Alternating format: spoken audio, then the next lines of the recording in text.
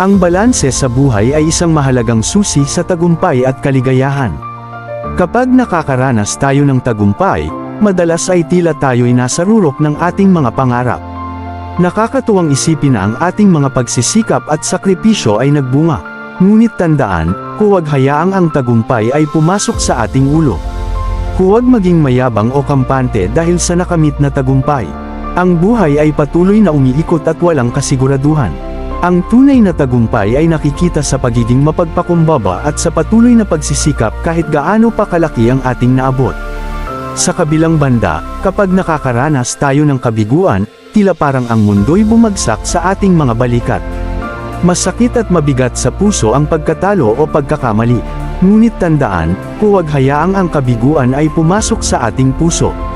Hindi ang pagkatalo ang nagbibigay kahulugan sa ating pagkatao, kundi ang paraan ng ating pagbangon mula rito.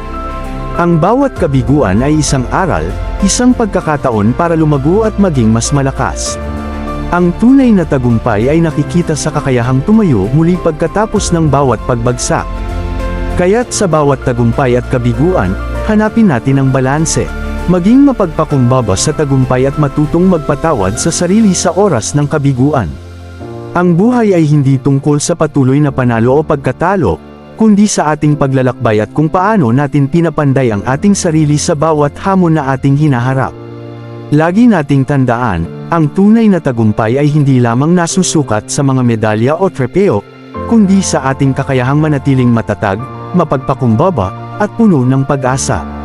Kung nagustuhan ninyo ang mensaheng ito, mangyaring i-like, i-share, i-follow, o i-subscribe. Maraming salamat at naway patuloy tayong magtagumpay sa ating mga layunin.